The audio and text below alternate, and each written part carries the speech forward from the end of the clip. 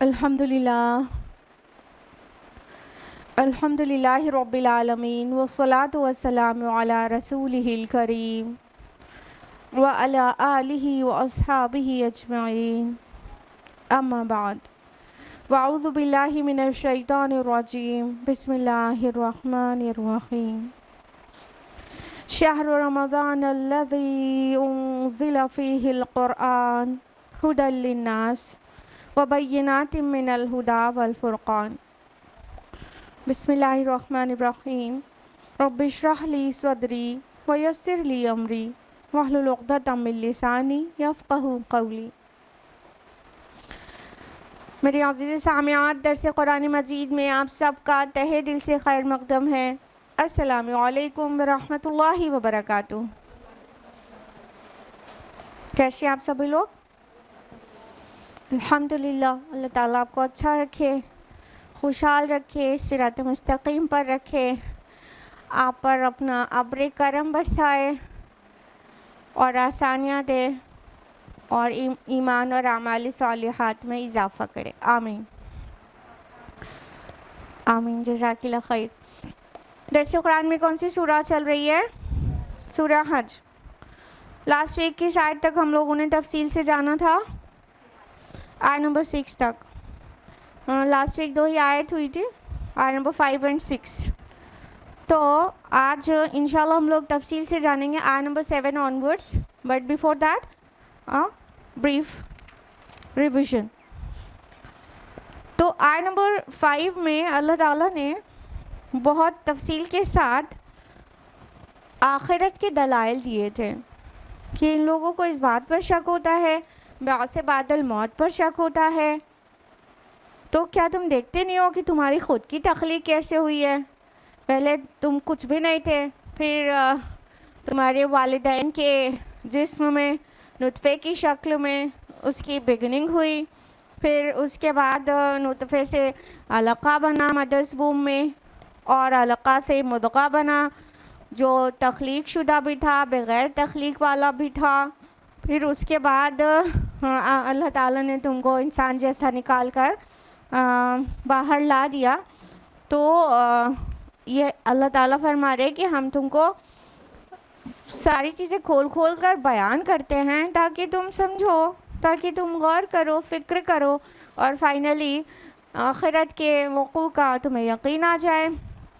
اور اللہ تعالیٰ فرماتے ہیں کہ جو کچھ رحم میں ہے اللہ تعالیٰ اسے جب تک چاہتے ہیں ٹھہرائے رکھتے ہیں، اور پھر بچے کی شکل میں جب وہ آتا ہے تو پھر بڑا ہونے میں بھی کسی کا کوئی ایسا پیٹرن نہیں ہے جو فکسڈ ہو، کوئی مدرس ووم میں ہی فوت ہو جاتا ہے، اور کوئی پیدا ہونے کے بعد بچہ ہی رہتا ہے، فوت ہو جاتا ہے، کوئی تھوڑا زیادہ عمر کو، لیکن کوئی بالکل بڑھاپے کی ایج کو پہنچ جاتا ہے۔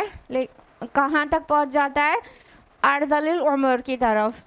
وَمِنْكُمْ مَنْ يُرَدُّ إِلَىٰ أَرْذَلِ الْعُمُرِ، مطلب ایک دم نکمی عمر کو، کہ اس زیادہ والی عمر کا نقصان کیا ہے؟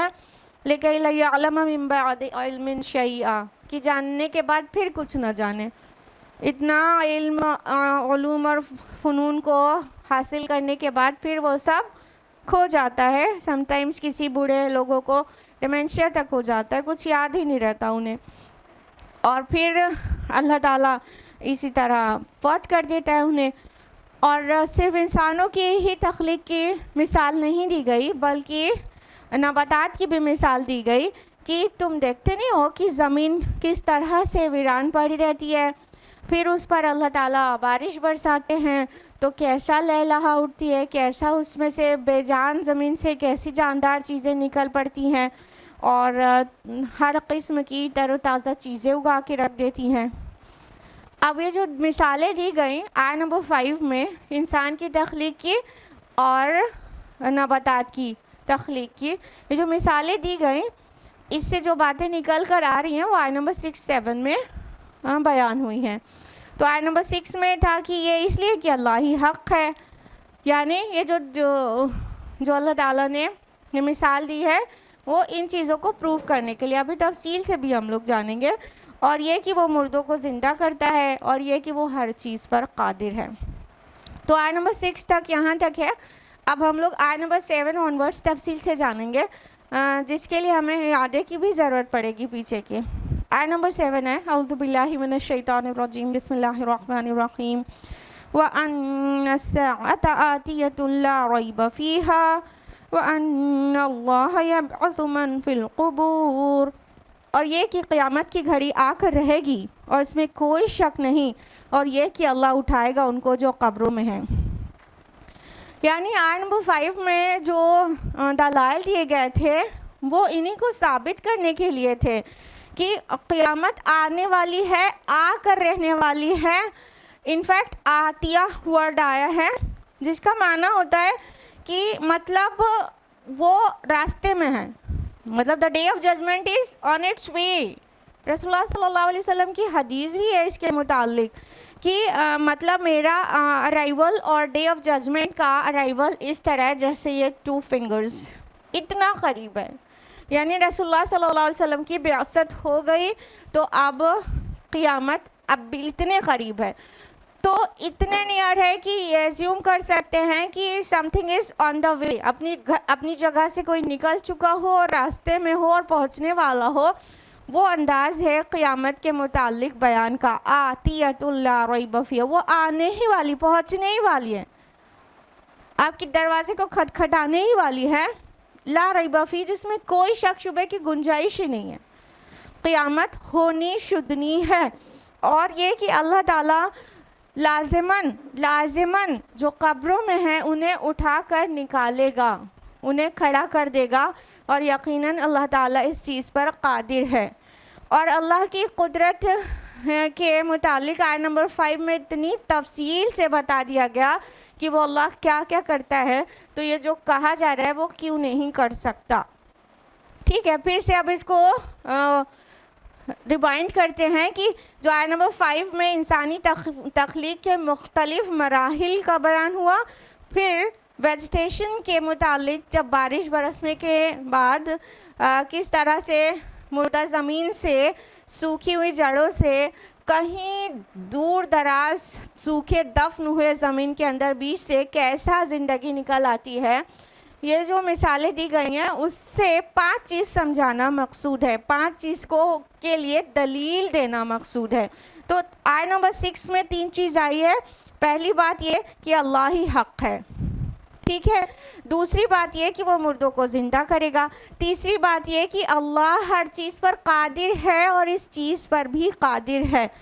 چوتھی بات آیت نمبر 7 میں آئی ہے کہ قیامت آنے والی ہے، بس آیا ہی چاہتی ہے اور اس میں کوئی شک نہیں. اور پانچویں بات یہ کہ اللہ پاک لازماً مردوں کو قبروں میں سے نکال کر زندہ کر دے گا. یہ 5 چیزیں ہیں. کس طرح سے یہ ان 5 چیزوں کو سمجھانے کے لیے آیت نمبر 5 میں دلیل دی گئی ہے اس کو سمجھتے ہیں. پہلی بات اللہ تعالیٰ دلیل دینا چاہتا ہے اس مثال سے آیت نمبر 5 میں جو ہے وہ یہ کہ اللہ ہی حق ہے. یعنی تم دیکھو اپنی تخلیق کے مختلف مراحل دیکھو، different stages of your creation, how Allah subhanahu wa ta'ala has created you and fashioned you in a beautiful way. اس پہ غور کرو کہ تم اپنی عمر کو تصور کرو، اس پہ سے 1 سال اور بڑھا لو. لیکن کوئی 35 ایئرس کا ہے تو وہ 36 سال پہلے سوچے کہ وہ کیا تھا. 1 سال اس لیے بڑھا رہے کہ 9 months مدرز ووم میں رہتے ہیں تو انسان کہے گا کہ تھا کوئی نہ کوئی وجود تو تھا، ٹھیک ہے. تو وہ مدرز ووم والا ٹائم بھی بڑھا لینے کے بعد ہم کہہ رہے ہیں کہ 35 سال کا انسان سوچے 36 سال پہلے اس کا کیا وجود تھا. وہ کچھ بھی ایگزسٹ کرتا تھا دنیا میں؟ نہیں کرتا تھا. تو اللہ تعالیٰ نے کس طرح تمہاری تخلیق کی، تم کو کریٹ کیا، کس طرح. تمہارے والدین کھا رہے ہیں ساگ سبزی اور گوشت اور پھل، ہاں. ماں کے پیٹ میں اووری کے اندر اوویولز بن رہے، اووم بن رہے ہیں، اور والد کے ٹیسٹس کے اندر اسپرمز بن رہے ہیں. دونوں سیم چیزیں کھا رہے ہیں، ہاں. ابھی بھی تم وجود میں نہیں آئے ہو. پھر اس کے بعد اللہ تعالیٰ نے تم کو کس طرح سے وجود میں لا دیا کہ وہ مائکروسکوپک ओवम और स्पर्म का फ्यूजन से जो जाइगोट या फर्टिलाइज्ड एग का फॉर्मेशन होता है, फिर वो मुख्तलिफ जो अभी भी माइक्रोस्कोपिक है, you cannot see it by your naked eye ना, जब तक आप माइक्रोस्कोप के ज़रिए नहीं देखें तब तक आपको नज़र नहीं आ सकता इस तरह नंगी आंखों से। ये माइक्रोस्कोपिक चीज़ वजूद में आती है और फिर वो अल्लाह ताला के हुक्म से मदर्स वूम में करार पाती है और उस वो सेल मल्टीप्लिकेशन होता है, सेल डिवीज़न होता है, मल्टीप्लाई होने लगती हैं सेल्स। और सोचिए कि एक एग या एक स्पर्म में पूरे के पूरे इंसान होने का पोटेंशियल मौजूद है कि नहीं है? नहीं तो बिगनिंग कहाँ से हुई? पोटेंशियल इतने माइक्रोस्कोपिक कीड़े के अंदर मौजूद है पूरे इंसान होने का। उस एक छोटी सी चीज़ से किस तरह कुछ चीज़ें तुम्हारा ब्रेन बना देती हैं। वही सेल अभी सिंगल सेल या मल्टीप्लाई होने के बाद किस तरह से मल्टी सेल्यूलर स्ट्रक्चर वजूद में आ जाता है। अब वो माइक्रोस्कोपिक के बजाय थोड़ा बड़ा हो जाता है और फिर उसी से एक स्पर्म और एक ओवम के फ्यूजन से, एक जाइगोट से कोई सेल्स तुम्हारा ब्रेन बन जाती है, कोई सेल तुम्हारे हार्ट मसल्स बनाती हैं, कोई सेल्स तुम्हारा आई बॉल बनाती हैं, जिसके सबके अलग अलग फंक्शंस हैं, सबके अलग अलग फंक्शंस हैं। और अल्टीमेटली अप्रॉक्सीमेटली 9 मंथ्स पे एक जीता जागता पूरा कंप्लीटली फंक्शनल ह्यूमन बीइंग वजूद में आ जाता है। तो जो अल्लाह ताला ये सब कुछ करता है और किसी के बस में नहीं कि इसमें किसी भी चीज़ में वो दखल दे सके, तो फिर अभी भी कोई कहे कि अल्लाह हक नहीं है तो वो अक्ल का अंधा नहीं तो और क्या है। मतलब अपने क्रिएशन के डिफरेंट स्टेजेस पर गौर करने से पता चल जाता है सुभान अल्लाह, या अल्लाह आपकी ज़ात ही हक है। तो अल्लाह हक नहीं अगर अभी भी कोई कहे तो फिर उसके दिमाग का मसला है, उसे किसी मेंटल हॉस्पिटल में एडमिशन ले लेना चाहिए। दूसरी बात ये समझाई गई कि वो मुर्दों को ज़िंदा करेगा, ज़िंदा करता है। तो ये चीज़ भी तुम हर वक्त देख ही रहे हो कि मतलब ह्यूमन बीइंग खा रहा है जो कुछ, वो नॉन लिविंग थिंग खाता है ना, मतलब मीट भी खाता है तो वो डेड थिंग होती है ना। हाँ, अब तो डेड सेल हो जाती ना वो। और अरहर की दाल और गेहूं भी खा रहा है तो वो डेड सेल ही तो खा रहा है ना। लेकिन उससे उसके अंदर क्या चीज़ पैदा होती है जो एक ज़िंदा इंसान की तख्लीक कर देती है। तो और हमारे बॉडी के जो डिफरेंट एलिमेंट्स हैं वो भी नॉन लिविंग है।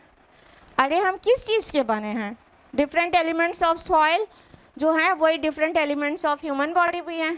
पोटेशियम, मैग्नीशियम, कार्बन, कैल्शियम, ये सारी चीज़ों से मिलकर ही तो हमारी बॉडी बनी है ना, यही एलिमेंट्स तो हैं। एक डॉक्टर जो भी अभी अंडर स्टडीज है वो भी हमारे दरमियान मौजूद है, सिस्टर आमिना, टीचर इन तकवा इस्लामिक स्कूल।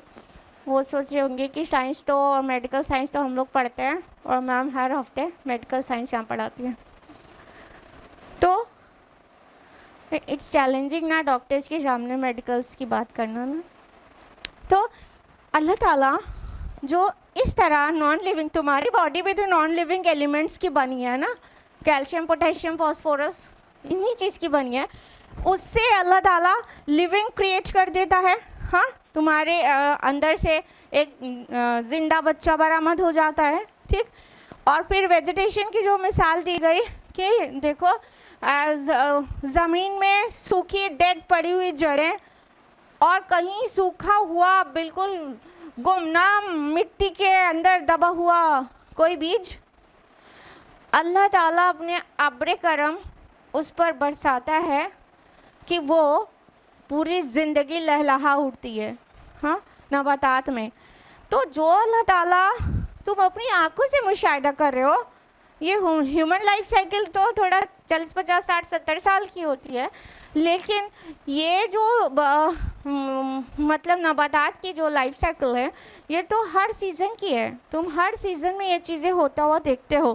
تو کیا وہ اللہ مردوں کو زندہ نہیں کر سکتا، جبکہ تم اپنی آنکھوں سے مشاہدہ کر رہے ہو کہ اللہ مردے سے زندہ پیدا کر رہا ہے اور زندے سے مردہ بھی؟ تو اس میں ڈاؤٹ کی کیا بات رہ گئی؟ اور جو تیسرا پوائنٹ نکل کر آتا ہے کہ اللہ تعالیٰ ہر چیز پر قادر ہے. تو اس مثال سے مطلب کیسے سمجھ میں آتا ہے کہ اللہ تعالیٰ ہر چیز پر قادر ہے؟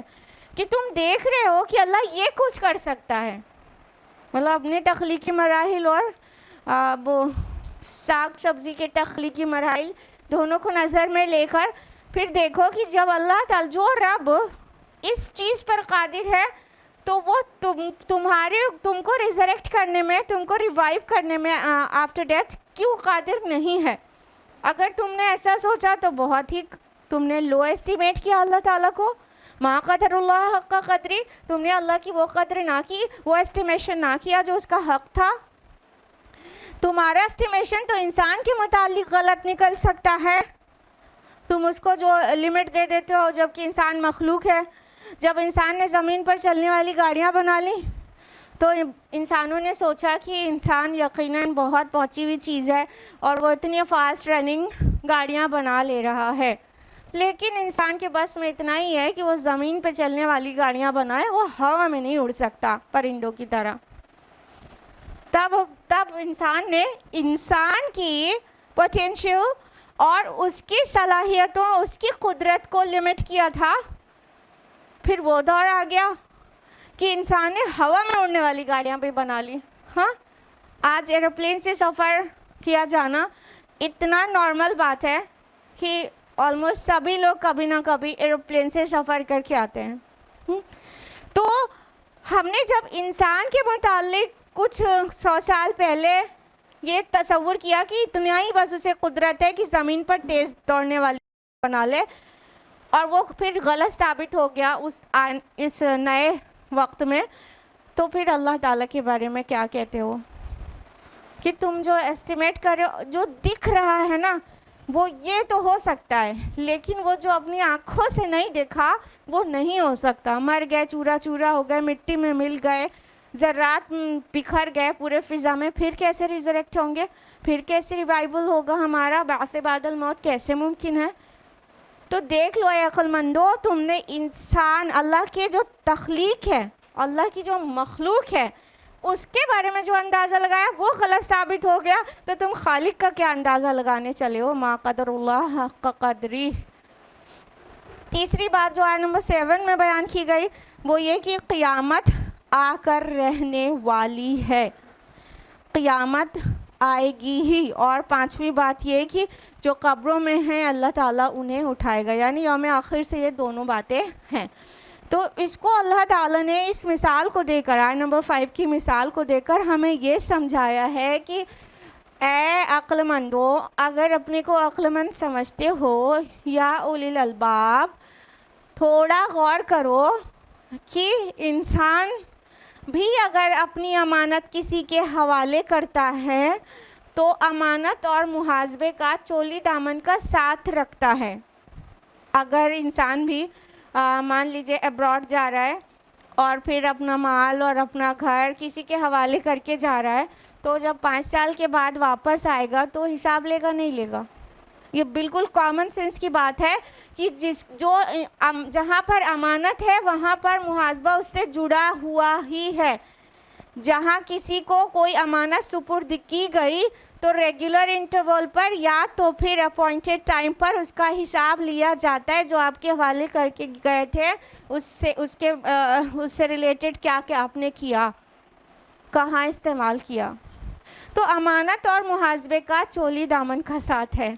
تم نے کیسے سوچ لیا کہ اللہ تعالیٰ نے تمہیں اتنی صلاحیتیں دیں اور اتنی نعمتوں کی بارش کی تم پر، کھانے پینے رہنے سہنے کی، ہمارے وجود میں پورے آفاق میں ان گنت بلیسنگز. وَإِن تَعُدُّوا نِعْمَتَ اللَّهِ لَا تُحْصُوهَا. سورہ نحل اور سورہ ابراہیم میں اللہ تعالیٰ نے فرمایا کہ اللہ کی نعمت کو تم گننا چاہو تو کبھی گن نہیں سکتے. تو ان گنت نعمتیں تم کو بطور امانت دے کر تمہارا کبھی حساب نہیں لے گا، وہ تم نے کیسے سوچ لیا؟ It's really logical and it's really rational کہ جو امانتیں دی گئی ہیں اس کا کبھی نہ کبھی حساب ہو. سیکنڈلی، تم دنیا میں اچھے کام کرنے والوں کو اپریشیٹ کرتے ہو اور غلط کام کرنے والوں کو سزا دیتے ہو. تمہارے ہاں دنیا میں ایک پورا جوڈیشری سسٹم ہے، عدلیہ ہے، نظام عدل ہے. سپریم کورٹس ہیں، ہائی کورٹس، سپریم کورٹ ہے، ہائی کورٹس ہیں، منی کورٹس ہیں. اتنا پورا بڑا نظام ہے تمہارے یہاں عدالتوں کا، کیونکہ انسانی عقل اس بات کی ڈیمانڈ کرتی ہے کہ اچھا کام کرنے والوں کو اپریشیٹ کیا جائے اور غلط کام کرنے والے کو سزا دیا جائے. تو دنیا میں جب تمہارے نزدیک بہت ساری چیزیں غلط اور صحیح ہیں اور اس کو تم ریوارڈ اور پنشمنٹ دنیا میں دیتے ہو اور تمہارا پورا نظام عدلیہ اس کے لیے کھڑا ہوا ہے جس میں لاکھوں لوگ امپلائڈ ہیں اور کروڑوں لوگ اس سے متاثر ہوتے ہیں، تو تم نے کیسے سوچ لیا اور یہ تمہاری عقل کو کیسے گوارا کرے گا کہ اللہ تعالیٰ برے بھلے کو سب کو مٹی میں ملا کر برابر کر دے؟ کسی نے اپنا ضبط نفس کیا، بہت تقوی کے ساتھ، پرہیزگاری کے ساتھ زندگی گزاری اور ہر جائز ناجائز طریقے سے اپنی خواہش کو پورا نہیں کیا. عقل تقاضا کرتی ہے کہ اس کو ریوارڈ دیا جائے، اور کسی نے کسی بھی اخلاقی پابندی میں رہنے کے بجائے نہ جانے کتنے برے برے کام کر کے اپنے نفس کو پوری طرح سے تقویت دی، تو عقل تقاضا کرتی ہے کہ اس کو پنشمنٹ دی جائے. ساتھ ہی کسی نے کسی کا مرڈر کیا، کتنوں کا حق مار لیا، کسی کی زمین ہڑپ لی، نہ جانے کیا کچھ، بہت سارے گناہ، پھر مر گئے، دونوں مٹی میں مل گئے، برابر ہو گئے. عقل کسی بھی طرح، this is rational argument of day of judgement, عقل اس بات کا تقاضا کرتی ہے کہ ایک دن ہونا چاہیے انصاف والا. اگر آپ یہ سوچنے لگے کہ ہاں ہمارا جوڈیشری ہے تو ہم تو انصاف کر لیتے ہیں، ہم دے دیتے ہیں سزا مجرم کو، تو ہم نے بالکل بہت ہی ناقص سوچا. اس لیے کہ یو مسٹ ہیو سین کہ ہمارا جوڈیشری جو ہے وہ سزا ایک مرڈر کی بھی وہی سزا دے گا اور 60 لاکھ مرڈرز کی بھی وہی سزا دے سکتا ہے ٹو دی میکزیمم. اب ہٹلر نے 6 ملین جیوز کو انسنریٹ کر دیا اور پھر اس کے بعد چپ چاپ جو ہے سوئسائڈ کر لیا. ہاں، کیا سزا دے پائے ہم اور آپ؟ کیا سزا دے پائے اس کو؟ بس اس کے بعد مٹی میں مل گیا، برابر ہو گیا؟ نہیں، یہ اللہ تعالیٰ ہے جو پوری طرح سے انصاف کے ساتھ سزا دے سکتا ہے، جزا دے سکتا ہے. یہ اللہ تعالیٰ کی قدرت یہ ہے کہ ایک مرڈر کرنے والے کی سزا 1 گنی اور 60 لاکھ مرڈر کرنے والے کی سزا 60 لاکھ گنی ہو.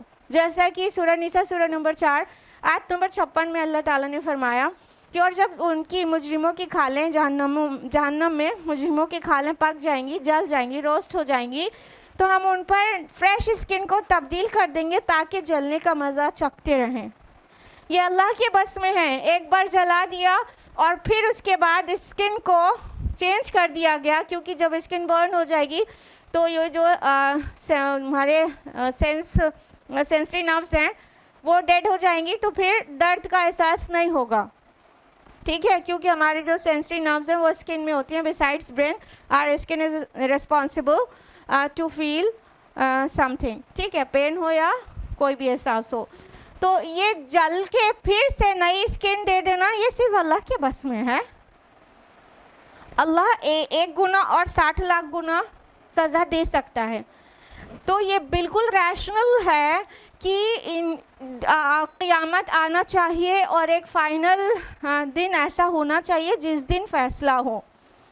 ساتھ ہی وہ دن عقل اس بات کی بھی کا تقاضا کرتی ہے کہ وہ دن ایسا ہونا چاہیے جب یہ پورا دنیا کا نظام لپٹ چکا ہو، وائنڈ اپ ہو گیا ہو، تب آئے. کیونکہ کئی لوگوں کے گناہوں کے رجسٹر ان کے مرنے کے بعد بھی سالہ سال قیامت تک کھلے رہتے ہیں. سب کو پتہ ہے، کوئی برے کام کا وہ انیشیٹ کر دیا، اس کے بعد یا تو مسلیڈ کر دیا، اس کے بعد جنریشن ٹو جنریشن اس کو فالو کیا جا رہا ہے، تو اسی کے انیشیٹ کیے ہوئے تو غلطیاں اور گناہ ہیں جو آگے کے لوگ بھی کر رہے ہیں. تو ابھی اس کا رجسٹر تو بند نہیں ہونا چاہیے قیامت تک. مطلب ایک دن ایسا ہو کہ جب سب کچھ ہو جائے. اسی طرح کوئی اچھا کام جس نے کر دیا، اس کے اچھے اثرات بھی قیامت تک باقی رہے. تو عقل اس بات کا بھی تقاضا کرتی ہے کہ جو عدل والا دن ہو، جو انصاف والا دن ہو، جو ڈے آف ججمنٹ ہو، وہ یہ سب کا عمل جو ہے جب پیک اپ ہو جائے تبھی آئے، تبھی اسے کمپلیٹ ریوارڈ یا پنشمنٹ دیا جا سکتا ہے. کلیئر؟ تو وہ دن ہے، عقل اس کا تقاضا کرتی ہے ہونا چاہیے، اس لیے وہ دن آ کر رہے گا. اور اللہ تعالیٰ بالکل اس بات پر قادر ہے کہ تم کو جلا اٹھائے اور تم سے اپنا جو کچھ تمہارے ہینڈ اوور کیا تھا، ٹائم، اسکلز، منی، بلیسنگز، ایوری تھنگ، اس کا محاسبہ کرے. اور جس کو ریوارڈ ملنا چاہیے، اچھے کام کیا تھا اس نے، اس کو ریوارڈ دے جنت کی شکل میں، اور جس نے برے کام کیا تھا اس کو پنشمنٹ دے جہنم کی شکل میں. تو کتاب سے لے کے عقل تک اس چیز کا ڈیمانڈ کرتی ہے کہ ڈے آف ججمنٹ ہونا ہی چاہیے. ہم سب کو اگر معلوم ہے تو معلوم ہونے سے کچھ نہیں ہوتا، ہمیں کچھ ریشنل اور لاجیکل آرگیومنٹس یاد رکھنا چاہیے تاکہ جو ایمان نہیں رکھتے ان کو ہم دعوت دے سکیں صحیح سے کہ یہ بالکل ہونے والی چیز ہے اور ہونا ہی چاہیے. کتاب کو یعنی قرآن کو سائیڈ میں رکھ کے بھی آپ ثابت کر لیں کہ قیامت آئے گی اور حساب و کتاب ہوگا. آیت نمبر 8 ہے وَمِنَ النَّاسِ مَن يُجَادِلُ فِي اللَّهِ بِغَيْرِ عِلْمٍ وَلَا هُدًى وَلَا كِتَابٍ مُنِيرٍ. اور لوگوں میں ایسا بھی ہے کوئی جو اللہ کے بارے میں جھگڑتا ہے حالانکہ نہ اس کے پاس علم ہے اور نہ کوئی ہدایت ہے اور نہ روشن کتاب. اب اللہ تعالیٰ ان لوگوں کے بارے میں بات کر رہے ہیں جن کے پاس نہ تو علم ہوتا ہے، نہ ہدایت، اور نہ ہی کوئی illuminating بک جو روشن کتاب ہو، جو جس بنیاد پر وہ اپنی بات میں بحث کرے. تو کیا ایسے لوگوں کو ہم نے اور آپ نے نہیں دیکھا جو صرف بحث مباحثے میں پڑھتے ہیں اور بیس لیس، وداؤٹ اینی سالڈ آرگیومنٹ، بے بنیاد بغیر علم کے بحثیں کرتے ہیں؟ یہ ان لوگوں کے بارے میں ہے کہ کچھ لوگ ایسے بھی ہوتے ہیں جن کے پاس کوئی علم نہیں ہے، نالج نہیں ہے، آتھینٹک سورس سے کوئی نالج نہیں ہے، ولا ہدن، اور نہ ہی کوئی ہدایت ہے. ہدایت رسول کے معنی میں بھی لے سکتے ہیں کہ رسول کے کوئی میسج ہو اس کے پاس، وہ بھی، یا تو ہدایت سم ٹائمز ہدا ورڈ ایسے بھی آتا ہے، ریشنل تھاٹ کے بارے میں بھی آتا ہے کہ کوئی دلیل عقلی ہو اس کے پاس. ہدا ورڈ قرآن حکیم میں ایسی جگہوں پر بھی یوزڈ ہے کہ عقلی دلیل، ایٹ لیسٹ جو بات کر رہا ہے عقل کے ساتھ کر رہا ہے، ریشنل تھاٹ ہے اس کے پاس اپنی بات کو کہنے کی. تو نہ ہی اس کے پاس کوئی ریشنل تھاٹ ہے، عقلی دلیل ہے، ریشنل آرگیومنٹ ہے، اور نہ ہی رسول کی لائی ہوئی ہدایت ہے، اور نہ ہی اس کے پاس کوئی کتاب ہے، کوئی آسمانی کتاب جس سے وہ ثابت کر سکے وہ جو کہہ رہا ہے وہ صحیح کہہ رہا ہے. اور اس کتاب میں ایسا مینشنڈ ہے، آسمانی کتاب وحی کے ذریعے جو آئی ہو. تو کچھ لوگ ایسے بھی ہیں جو یہ کام کرتے ہیں، اور ہماری سوسائٹی میں بھی بھر کے ہیں ایسے لوگ جو بحثیں کرنے میں بہت ماہر ہیں، جبکہ نہ ہی ان کے پاس آتھینٹک نالج ہوتی ہے، نہ وہ اتنے مائنڈیڈ ہوتے ہیں کہ وہ ریشنل تھاٹ کے ساتھ بات کریں، اور نہ ہی علم الوحی ان کے پاس ہوتا ہے کہ کم از کم اللہ نے جو روشن کتاب نازل کی ہے ایٹ پریزنٹ قرآن مانیں گے، اس سے پہلے کے پیریڈز میں جب دوسری کتابوں میں کوئی ملاوٹ نہیں ہوئی تھی تو وہ بھی روشن کتابیں تھیں اپنے اپنے دور کی، جیسے تورات، انجیل وغیرہ. تو یہ لوگ بھی ایسے ہیں جو بحث کرتے ہیں، جھگڑا کرتے ہیں اللہ کے بارے میں، جانتے کچھ نہیں ہیں، بحث کرنے لگتے ہیں. یہ کون لوگ ہوتے ہیں؟ یہ کون لوگ ہوتے ہیں؟ یہ وہ ہوتے ہیں جن کے دل میں تکبر ہوتا ہے، متکبر لوگ ہوتے ہیں. اللہ تعالیٰ نے سورہ مؤمنون میں فرمایا کہ یہ لوگ بغیر دلیل کے اللہ کے بارے میں جھگڑا کرتے ہیں اور ان کے دلوں میں کبر ہے، تکبر ہے، جس کی وجہ سے یہ جھگڑا کرتے ہیں. یعنی وہ اپنی انا میں رہتے ہیں، جو میں کہہ رہا ہوں بس وہی میری مانو، بحث کرتے ہیں، جھگڑا، جدال، ڈیبیٹ، کہ وہ صحیح ثابت ہو جائے، وہ ڈومینیٹ کر جائیں بس کسی طرح. تو ان کا مقصد یہ ہوتا ہے. تو مقصد جو ہے وہ اندر سے کیا آ رہا ہے؟ تکبر آ رہا ہے نا، بڑائی اپنی، وہ اپنی بڑائی چاہتے ہیں، اس لیے اپنی بات کو ثابت کرنا چاہتے ہیں، حالانکہ نہ ہی ان کے پاس عقلی دلیل ہے نہ نقلی دلیل ہے. عقلی دلیل مطلب وہ ریشنل تھاٹ کے ہوں، نقلی دلیل مطلب ان کے پاس کوئی کتاب ہو، نقل کرے وہاں سے. ہاں، کوئی بھی چیز نہیں، بس اپنی انا، اپنی شان، اپنے کبر میں وہ بحثیں کرتے ہیں. تو ایسے بھی لوگ ہوتے ہیں جو اللہ کے بارے میں جھگڑا کرتے ہیں جبکہ انہیں اوتھینٹک نالج نہیں ہوتی، عقل و شعور نہیں ہوتا، اور نہ ہی اللہ کی کتاب کا علم ہوتا ہے جس کو وہ پروف کے طور پر پیش کریں کہ دیکھو میں جو بات کہہ رہا ہوں وہ یہاں سے ٹیکن ہے.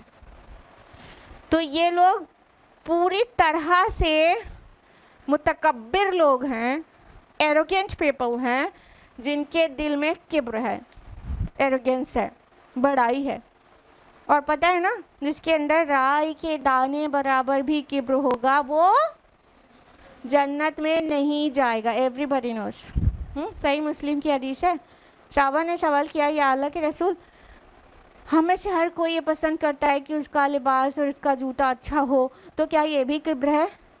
تو ہمارے پیارے نبی صلی اللہ علیہ وسلم نے کیسا ویری ویل ایکسپلین کیا کہ واللہ جمیل یحب الجمال. نہیں، اللہ خوبصورت ہے اور خوبصورتی کو پسند کرتا ہے.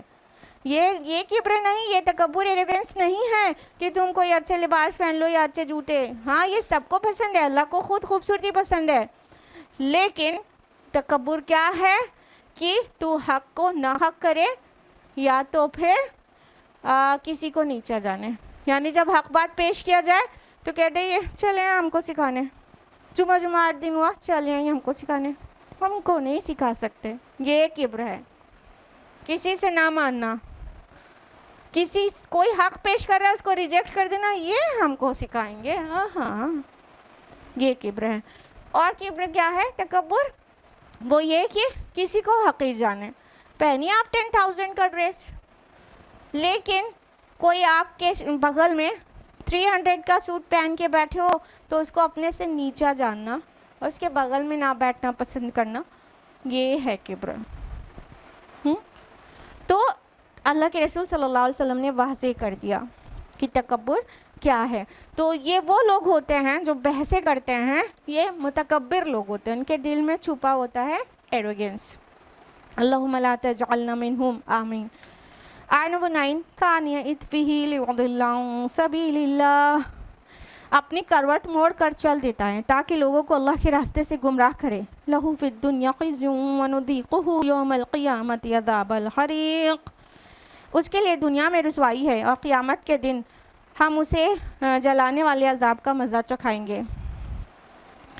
ثانیہ اطفیہ، اطفی جو عطف مینس ہوتا ہے مطلب کروٹ یا پہلو.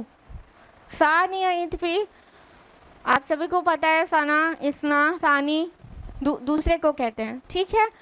تو جو انسان پیٹھ موڑ لے، جو انسان اپنی پہلو موڑ لے اور اس کو دوہرا کر لے، یعنی ٹرن ہو جانے کے معنوں میں کہ کوئی حق بات کوئی پیش کر رہا ہے اور ٹرن ہو جائے تکبر سے، چلو تمہارے چل پھر چلے آئیں سنانے کے لیے، اپنی بات رکھو. اس طرح اس کا منظر کشی کی گئی. ثانیہ اطفی تکبر کے ساتھ آؤٹ آف ایرگینس ہی ٹرنڈ اوے. وہ مڑ گیا, اپنی پیٹھ دکھا دیا, اپنے پہلو کو ڈبل کر لیا, موڑ لیا. کہ یہ ملیٹ لوگ تو بس جہاں ہوتے شروع ہو جاتے ہیں, یہ ملانیوں کا تو کام ہی یہی ہے. مڑ گئے, ٹرن ہو گئے. ہاں, اور تکبر کے ساتھ, اور ساتھ ہی اللہ کے راستے سے لوگوں کو گمراہ کرتے. خود ہی نہیں رکے حق کو قبول کرنے سے, بلکہ باقیوں کو بھی مس لیڈ کر رہے ہیں, مس گائیڈ کر رہے ہیں کہ ارے بھیا ان کے چکر میں پڑو گی تو کہیں کی نہیں رہو گی, ابھی یہ بھی یہ حرام وہ حرام سب حرام بتا دیں گی, تو ان کی بات مت مانو.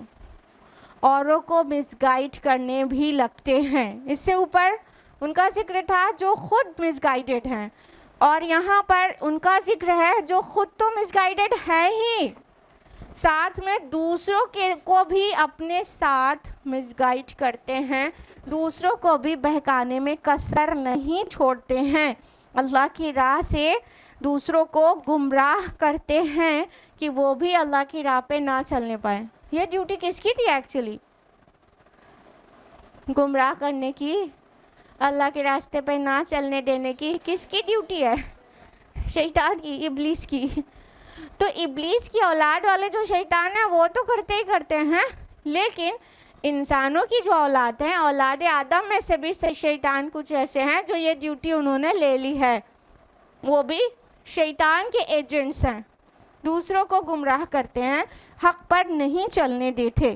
ان کے بارے میں اللہ تعالیٰ نے فرمایا کہ ان کے لیے دنیا میں بھی رسوائی ہے, جو بہکاتے ہیں لوگوں کو, خود بھی بہکے ہوئے ہیں, دوسروں کو بھی. دنیا میں بھی رسوائی ہے, دنیا میں بھی عزت کی زندگی ان کو نہیں دیں گے, آبرو والی زندگی نہیں دیں گے. اور قیامت کے دن عذاب الحریق, قاف سے حریق, اس کا مطلب ہوتا ہے جلا دینا. تو جلا دینے والا, ذلت والا عذاب ہوگا ان کو دنیا سے لے کے آخرت تک. اللہم لا تجعلنا منہم, آمین. آیت نمبر 10 ہے ذالک بما قدمت یداک وان اللہ لیس بظلام للعبید. اور اسے کہا جائے گا کہ یہ سب کچھ تیرے اپنے ہاتھوں کی کرتوتوں کی وجہ سے ہے, اور یہ کہ اللہ اپنے بندوں پر ظلم کرنے والا نہیں ہے. یعنی اگر وہ جہنم رسید ہو جاتا ہے کوئی بھی, تو اس کی وجہ یہ نہیں ہوگی کہ اللہ تعالیٰ نے اس پر ظلم کر دیا, معاذ اللہ ثم معاذ اللہ, بلکہ یہ اسے واضح کر دیا جائے گا کہ جو کچھ تم کارنامے دنیا میں کر کے آئے ہو اس کی وجہ سے تم کو عذاب ہو رہا ہے, نہ کہ اللہ تعالیٰ تم کو جلانا چاہتا اور عذاب دینا چاہتا, یا تم کو تمہارے پر ظلم کرنے کا ارادہ رکھتا تھا. اللہ تعالیٰ ہم پر کتنا رحیم اور شفیق ہے, اور ہمیں کس درجے جہنم سے بچانا چاہتا ہے. قرآن مجید میں اس کی مثالیں بھری پڑی ہیں, بھری پڑی ہیں.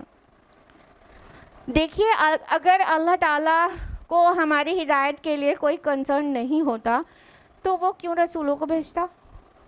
کس کے لیے بھیجا؟ کیوں کتابوں کو نازل کرتا؟ کتابوں میں اتنے واضح دلائل اور اتنے ایگزامپلس دے دے کر ہمیں کیوں سمجھاتا رہتا؟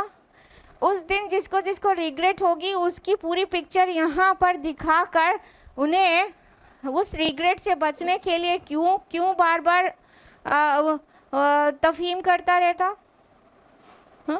اللہ تعالیٰ بالکل نہیں چاہتے کہ اس کے پیارے بندے, جی ہاں ہم پیارے بندے کہہ رہے ہیں, کہ وہ جہنم میں جائیں. اللہ تعالیٰ اپنے بندوں سے بہت زیادہ محبت کرنے والے ہیں, اور یہ کہا جاتا ہے نا 70 ماؤں سے زیادہ اللہ محبت کرتا ہے. یہ بہت ہی بڑی حماقت ہے,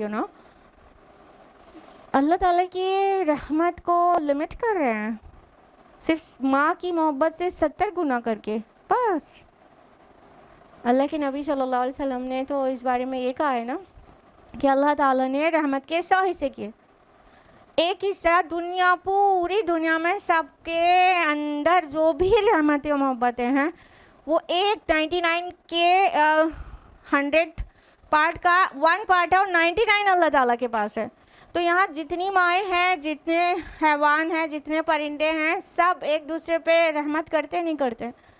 مائیں اپنے بچوں کے لیے کتنا پیار کرتی ہیں اور ان کی کتنا پروٹیکشن کرتی ہیں، کتنی رحمت ہوتی ہے، کتنی ممتا ہوتی ہے، اگر سوٹیبل ورڈ بولیں تو ممتا.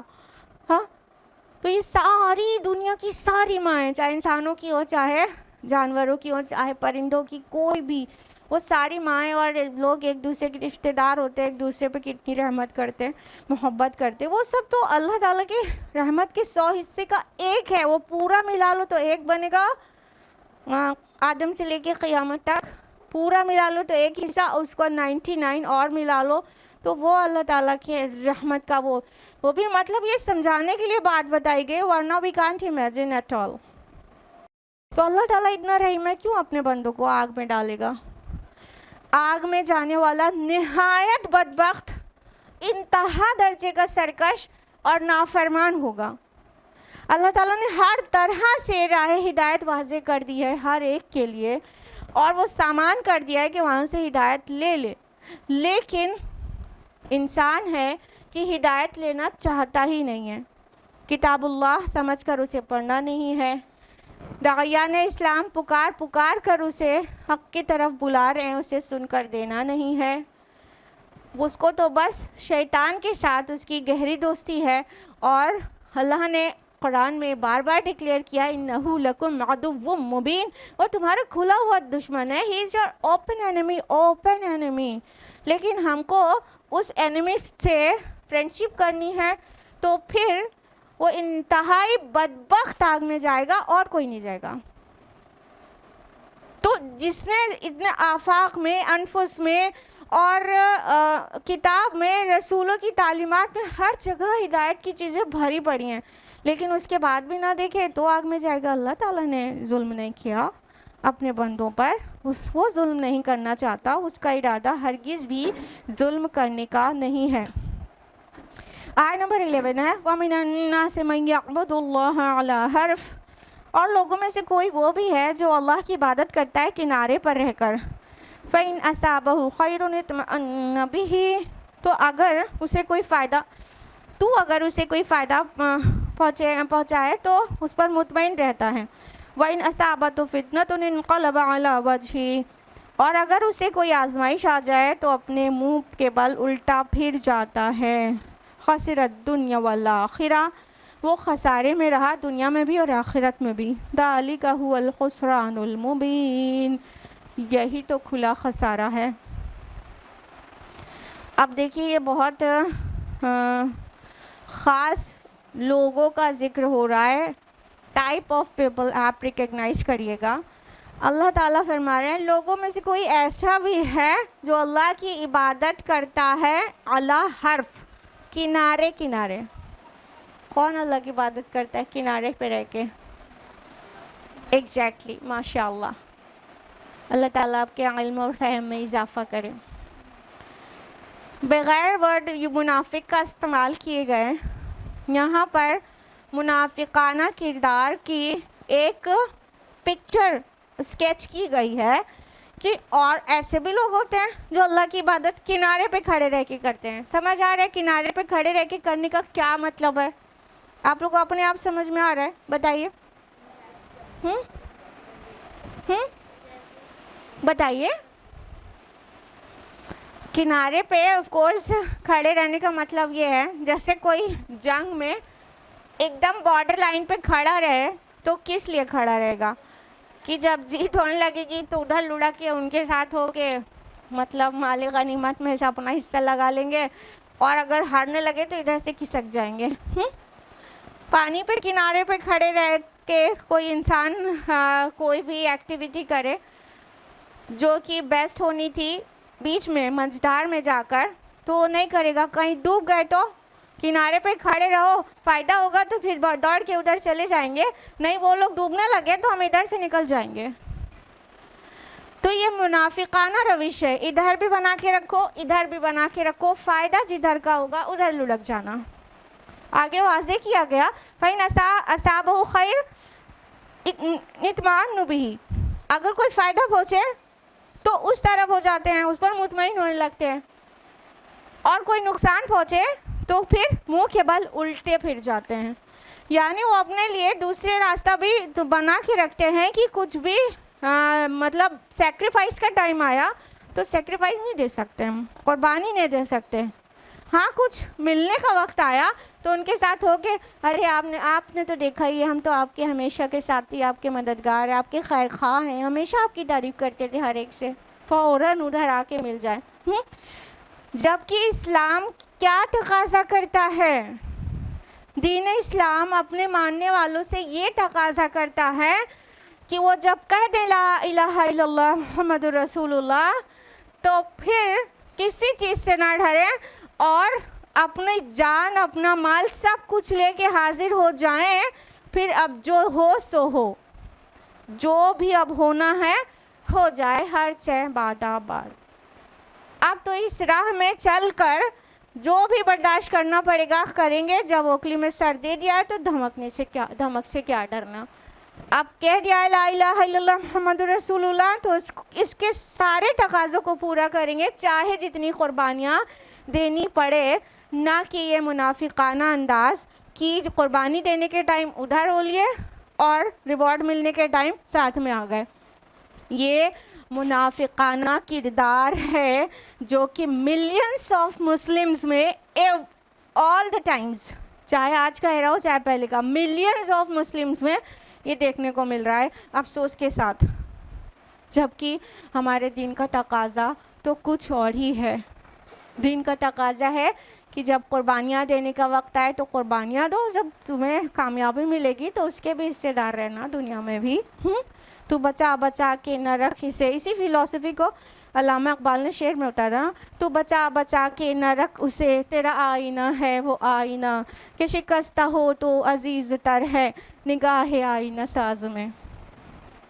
جتنا یہ وجود اللہ کی راہ میں تکلیفیں برداشت کرے گا, سہے گا, ٹوٹے پھوٹے گا, اتنا خالق خوش ہوگا.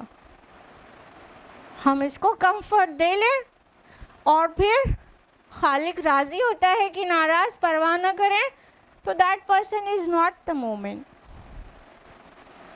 یہ تو منافقانہ حرکت ہے. دیکھیے اس آیت کا مضمون سورہ بقرہ سے کافی مل رہا ہے اور کئی چیزیں سورہ بقرہ سے مشابہت رکھتی ہیں سورہ حج کی. اس آیت کے سملر سورہ بقرہ میں بھی آیت ہے نا کہ جب بجلی چمکتی ہے اور اس کی روشنی میں یہ چلنے لگتے ہیں اور جب اندھیرا ہو جاتا ہے تو کھڑے کے کھڑے رہ جاتے ہیں. تو یہ بھی اسی طرح کا میسج دے رہی ہے آیت کہ جب ملنے کا ٹائم آتا ہے تو ساتھ ہو لیتے ہیں, کنارے کنارے پر اللہ کی عبادت کرتے ہیں. جب کچھ مل رہا ہوتا ہے تو آپ کی طرف, جب کچھ قربانی دینے کا, ہارڈ شپ سہنے کا, سفرنگس میں پڑنے کا وقت آتا ہے تو گڈ بائی کہہ دیتے ہیں اور بڑی تکلیف ہوتی ہے. تو یہ سورہ بقرہ کے بہت سارے مضمون سورہ حج کے ساتھ ملتے ہیں. ایک تو یہ ہو گیا. دوسری بات سورہ حج میں بھی اور بقرہ میں بھی ابراہیم علیہ السلام کا ذکر ہے, دونوں ہی سورہ میں حج کا ذکر ہے.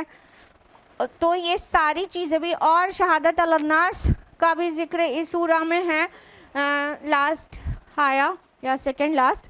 اور سورہ بقرہ کی آیت میں 143 بھی ہے وہی شہادت الناس کے ٹاپک پہ. تو یہ بہت سارے مضامین بقرہ اور حج کے ملتے ہیں.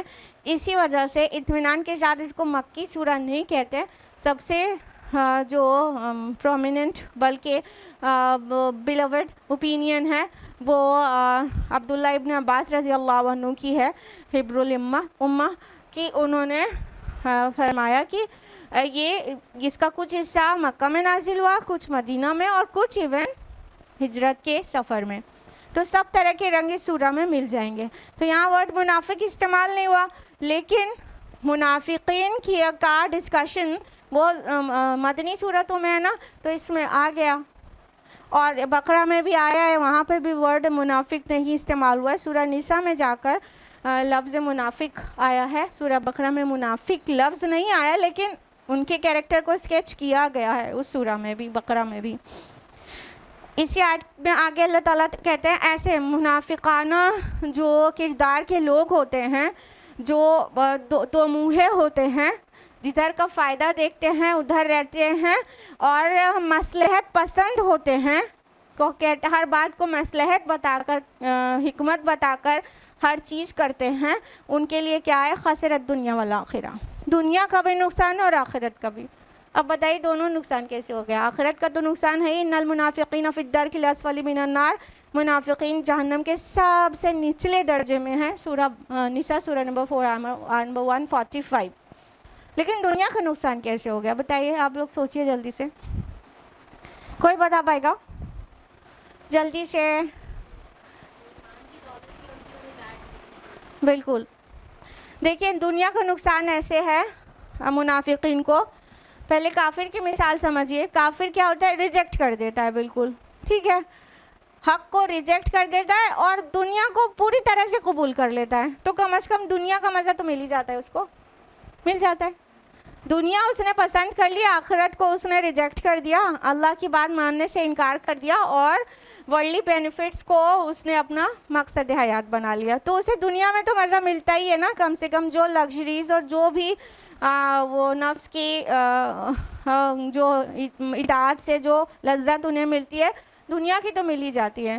لیکن منافق کا حال یہ ہے کہ وہ دنیا بھی اسے نہیں ملتی، اس لیے کہ وہ تو مذبذب ہے نا، ادھر بھی مینٹین کیا ہوا ہے، ادھر بھی مینٹین کیا ہوا ہے، اور اسی بات کی وجہ سے اس کے اندر کا جو اطمینان ہے وہ گم جاتا ہے، کہ کہیں ان کو نہ پتہ چل جائے کہ ہم ادھر سے بھی جڑے ہوئے ہیں، کہیں ان کو نہ پتہ چل جائے کہ ہمارا ادھر بھی دوستی ہے، کہیں ہماری پول کھل کے سب کے سامنے نہ آ جائے، کہیں یہ نہ ہو جائے، کہیں وہ نہ ہو جائے، اس کی دنیا بھی چلی جاتی ہے۔ کہنے کا مطلب دنیا میں بھی وہ بے چین رہتا ہے، اوپر سے اس کو دنیاوی فائدہ، اس کا جو مقصد ہے، اس کا دنیاوی معلوم متاع ہے نا، تو وہ ڈرتا بھی رہتا ہے کہ ان کے ساتھ ہیں تو یہاں پہ نقصان نہ ہو جائے، تو اس طرح وہ اپنی دنیا بھی کھو دیتا ہے۔